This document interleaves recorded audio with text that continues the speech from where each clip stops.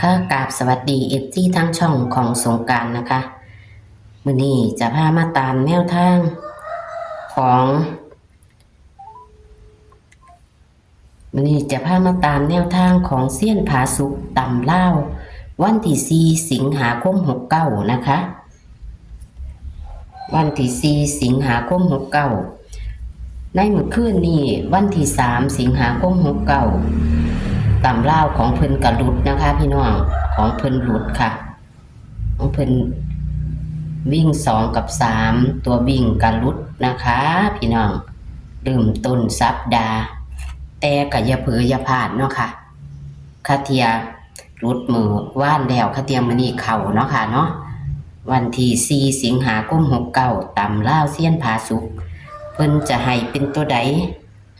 เฮามาไปรับชมรับฟังกันได้เลยค่ะ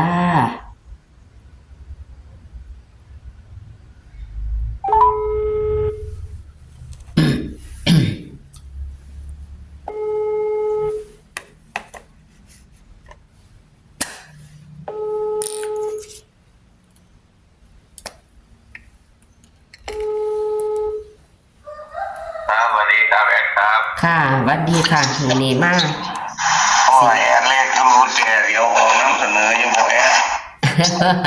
นำเสนอคือเก่านั่นล่ะ ก่อนเราเป็นอย่างแอดมันเป็นนั่นเลยคือรู้หลายงวดแอดนี่ ก็หลุดหลายกะคาเทียมันเข้าเนาะสิเฮ็ดจังใดมันก็ไปตามสูตรมีแต่ผู้หลุดหมดล่ะค่ะเมื่อวานนี่เริ่ม ไปยังทำเนี่ยว่าผมมันใจเลขไหนไปมันก็บอกกูเป็นไหนนี่แล้วแอดเลยเห็นมั้ย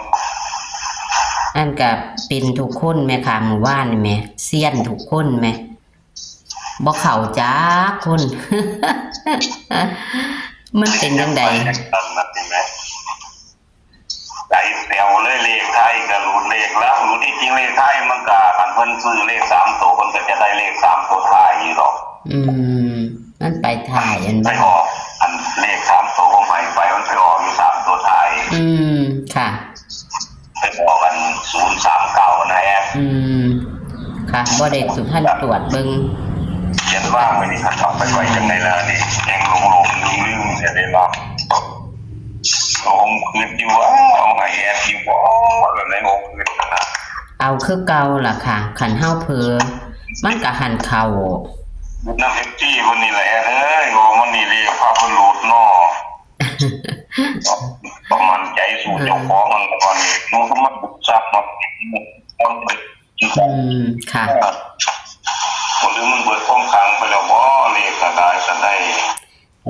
ลดทุกคนค่ะเมื่อวานนี่เดี๋ยวเด้อ ค่ะ เอาคือเก่าล่ะค่ะ ตรงนี้ปอกๆแปลกๆอยู่ในเย็นนี่ก็ได้ฮะ แม่นค่ะคึมมาล็อกปอกแป๊กอยู่ค่ะอยู่พี่ก็เด แปลกๆอยู่เอาจังซี่ฮะของวันที่4เนาะ ค่ะ ห้านแอดเขียนวันที่แล้วบ่นี่ ค่ะ เอาไป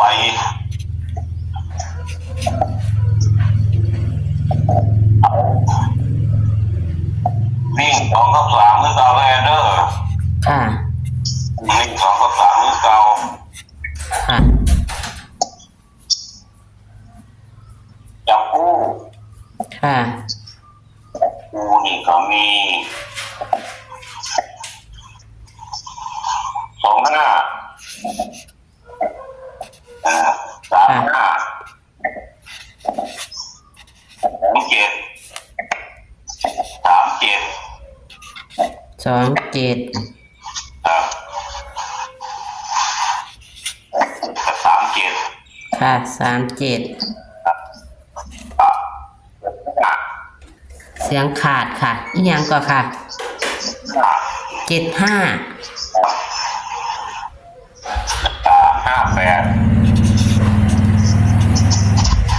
อันผมมัก75กับ58ได้เด้อ ค่ะ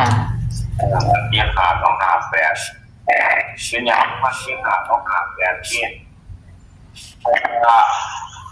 มัน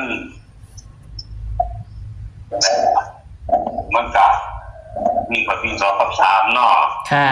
มันเนี่ยวิ่งอยู่2 ชุดที่ผมมาใส่กันนี่วิ่งอันนึงมันมี7 กับ 8วิ่งอันนึงมันมี2 กับ 3ผมจับใส่กันนี่วันวิ่งตัวเดียวเป็นหานะผมเลยจับใส่กันมันอยู่นี่มัน3 สูตรแดนเดอร์ค่ะวิ่งตัวเดียวเลยวิ่งตัวเดียวมันงวดก่อนหมุนมันได้2เนาะมัน0 7 2 0ค่ะงวดถัดมามันได้วิ่ง0มันได้3 2 9 0ค่ะงวดที่แล้วมันได้วิ่ง6มันได้1 6 8 0งวดนี้มันได้วิ่ง5นะแอดค่ะพอหาสิโพมาอย่าง FC มันงงๆนะแอดก็สิบอกว่ามันหามาแต่ไสเด้อค่ะอย่างที่2นั่น2 กับ 3มันก็งวดก่อนบุญมันได้วิ่ง2 กับ 3เนาะมันมา2มันออก0 7 2มันงวดถัดมามันได้0 กับ 1มันมา1งวดถัดมามันได้วิ่ง6 กับ 7มา6งวดนี้มันได้2 กับ 3นะแอด6 กับ 7ก็มาจากสูตรอีกสูตรนึงนี่สูตรที่3เด้อมันงวดนึงน่ะมันได้6 กับ 7มันมา7งวดถัดมามันได้0 กับ 1มันมา0ทีนี้มันมี1 กับ 2มันได้มันมา1เนาะมันมาดีมันบ่ค่ะมัน7 กับ 8ผมเลยจับใส่กัน3 สูตรอยู่นี่เด้อค่ะที่นี่ตัวกันมีบ่ค่ะนี่บ่ให้ตัวกันตัวอย่างแอปค่ะไปแล้วเพราะว่าเลขผมมันพอคนรู้ถึงเลยกันไปก็ให้สิหลายไปอย่างเงี้ยนี่ที่เบิ่งยากเลข3ตัวมันก็สิบ่ทันให้เลยเด้อค่ะเอาแค่นี้ล่ะให้6 ชุดเท่านี้ล่ะกันกันแคน6 ชุดค่ะที่ผมจะกันทะเลผมมันกับแต่เก่าๆมันก็ขึ้นมาแก็บขึ้นแต้มลงแต้มไปจากตลาดค่ะไอ้เพิ่นกันเอาไอ้เพิ่นกันเอาเนาะค่ะเพราะว่ามันเรียกผมรู้3 งวดนะแม่มันค่ะผมอยากให้แก้ดอกแล้วผลนั้นค่ะมีนอกนั้นเธอซื้อน้ำเบิ่งเงินแล้วมันเป็นยังไงค่ะค่ะก็จะท้วนเนาะค่ะวิ่ง2 กับ 3เท่ากันเนาะค่ะตัววิ่งค่ะจับคู่มี2 หา3 หา2 7 3 7 7 5 5 8เน้นที่7 หากับ5 8เนาะค่ะค่ะเลขก็ถ้าสมมติว่าถ้าเกิดมันรู้สูตรใดสูตรหนึ่งมันก็จะต้องเหลือสูตรหนึ่งคันรู้7 กับ 8มันจะต้องเหลือ2 กับ 3มันก็ยังเหลือ2 กับ 3 7 กับ 8ใส่กันอยู่แต่ว่าโอกาสคือนี่หลายอยู่เลยครับถ้าสูตรมันบ่รู้ค่ะเอาลองเบิ่งค่ะลองเบิ่ง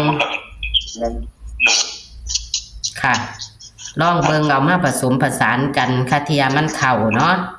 ค่ะผมผสมผสานผมจับสูตรแต่ละเทื่อมันก็ให้แบบนี้คนที่จะสูตรเดียวได้แต่ละเทื่อน่ะมันหลายสูตรแต่ใส่กันคือกันว่าติค่ะสูตรนึงอาจจะเป็นวิ่งตัวเดียวจังซี่นะสูตรนึงอาจจะวิ่ง2 ตัวมาตัวนึงอย่างนี้นะแอดค่ะใส่ตัวเดียวนั่นทะลุแต่มันก็บ่เคยใส่เนาะแนวตำรามาแนวนี้ค่ะต้องม้วนตัวนี้แหละเด้อค่ะขอบคุณแม่โชคดีนะในวันที่4มื้อแรกแล้วนี่ล่ะค่ะขอบคุณค่ะแล้วบ่ชอบก็นั่นก็ผ่านไปซะก่อนเดี๋ยวชาติหน้าก็ปีหน้าใหม่ขอให้ทุกคนโชคดีสวัสดีครับค่ะสวัสดีค่ะ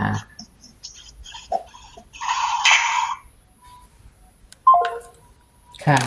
ตัวเลขแนวทางของเพิ่นกะลุดนะคะลุดมา3 มื้อนะคะพี่น้องแต่กับเป็นกำลังแรงใจให้เพิ่นคือเก่าเด้อค่ะพี่น้องอย่าถิ่มอย่าป๋านะคะเสี้ยนพาสุกนะคะหาเข้ากับเข้านะคะพี่น้องขันเฮาบ่นำเสนอกะพันจะเข้าพันสิเสียดายน้ำก้นเพราะฉะนั้นก็ต้องนำเสนอต่อเนื่องเนาะค่ะพี่น้องเพิ่นก็บ่อยากให้ดอกค่ะเพิ่นก็บ่อยากให้แต่ว่าเฮาก็ย่านพลาดนะคะถ้าเทียมันเข้าเนาะพี่น้องเนาะก็อย่าถิ่มอย่าป๋าเด้อค่ะกดไลค์กดแชร์ให้เด้อพี่น้องนี่ค่ะวันที่4 สิงหาคม69ตำลาวนะคะวิ่ง2 กับ 3บนรางเท่ากันเด้อค่ะพี่น้องเพิ่นให้บ่หลายหางค่ะบ่มีตัวกันเลยแล้วก็บ่มี3 ตัวนะคะเพิ่นว่ามันหลุด ตอนเนื่องเพิ่นก็เลยบ่ให้หลายตัวเดี๋ยวพี่น้องจะผิดหวังเดี๋ยวพี่น้องจะเสียเงินเสียค่ำอีกเพิ่นก็เป็นห่วงอยู่ค่ะพี่น้องแต่ว่าเพิ่นก็ใจออกพุ่นล่ะค่ะนี่ค่ะแคปหน้าจอเด้อค่ะแต่คันเลขเพิ่นขันบ่เขาตรงก็จะขึ้นแต้มลงแต้มให้พี่น้องพลิกแพงเอาค่ะแต่เก่ามันจะเป็นแบบนั้นนะคะเพิ่นเน้นๆก็คือ7558นะคะเพิ่นเน้นๆนะคะจับคู่มี2535 2737 7558ตัวนิ้นคือ7558นะคะ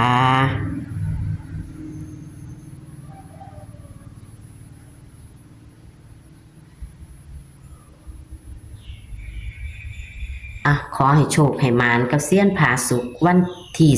4สิงหาคมวันอังคารนี้นะคะ4สิงหาคม69นะคะตำเล่ากับเซียนผาสุกค่ะอย่าเผลออย่าพลาดเด้อค่ะพี่น้องคลิปนี้กับเอาไว้ซ้ำนี้ค่ะเจอกันคลิปหน้าค่ะสวัสดีค่ะ